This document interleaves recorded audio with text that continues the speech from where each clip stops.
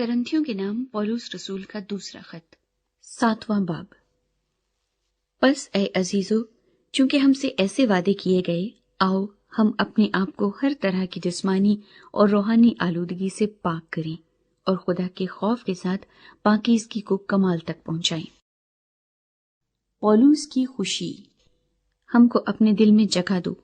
हमने किसी से बेइंसाफी नहीं की, किसी को नहीं बिगाड़ा, किसी से दगा नहीं की। मैं तुम्हें मुजरिम ठहराने के लिए ये नहीं कहता, क्योंकि पहले ही कह चुका हूं कि तुम हमारे दिलों में ऐसे बस गए हो कि हम तुम एक साथ मरे और जिए। मैं तुमसे बड़ी दलेरी के साथ बातें करता हूं। मुझे तुम पर बड़ा फख्र है। मुझको पूरी तसल्ली हो गई है। जितनी मुसीबतें हम पर आती हैं, उन सब में मेरा दिल खुशी से लबरेज रहता है, क्योंकि जब हम मकदूनिया में आए उस वक्त भी हमारे जिस्म को चैन न मिला, बल्कि हर तरफ से मुसीबत में गिरफ्तार रहे। बाहर लड़ाइयां थी, अंदर दहशतें। तो भी आजिजों को तसल्ली बख्शने वाले यानी खुदा ने तीतस के आने से हमको तसल्ली बख्शी, और न सिर्फ उसके आने से बल्कि उसकी उस तसल्ली से भी जो उसको तुम्हारी तरफ से हुई, और उसने तुम्हारा इश्तियाक, तुम्हारा गम और तुम्हारा जोश जो मेरी बाबत था हमसे बयान किया, जिससे मैं और भी खुश हुआ। गो मैंने तुमको अपने खत से गमगीन किया, मगर उससे पछताता नहीं, अगरचे पहले पछताता था। चुनाचे देखता हूं कि उस खत से तुमको गम हुआ, गो थोड़े ही अरसे तक रहा। अब मैं इसलिए खुश नहीं हूं कि तुमको गम हुआ, बल्कि इसलिए कि तुम्हारे गम का अंजाम तौबा हुआ, क्योंकि तुम्हारा गम खुदा परस्ती का था, ताकि तुमको हमारी तरफ से किसी तरह का नुकसान न हो।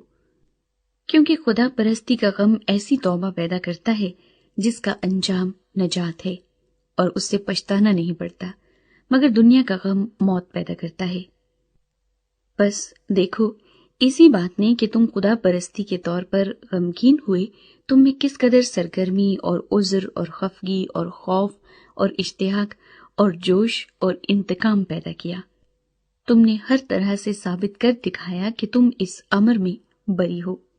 बस अगरचे मैंने तुमको लिखा था, मगर न उसके बायस लिखा जिसने बेइंसाफी की, और न उसके बायस जिस पर बेइंसाफी हुई, बल्कि इसलिए कि तुम्हारी सरगर्मी जो हमारे वास्ते है खुदा के हजूर तुम पर जाहिर हो जाए। इसीलिए हमको तसल्ली हुई है, और हमारी इस तसल्ली में हमको तीतस की खुशी के सबब से और भी ज्यादा खुशी हुई, क्योंकि तुम सबके बायस उसकी रूह फिर ताजा हो गई।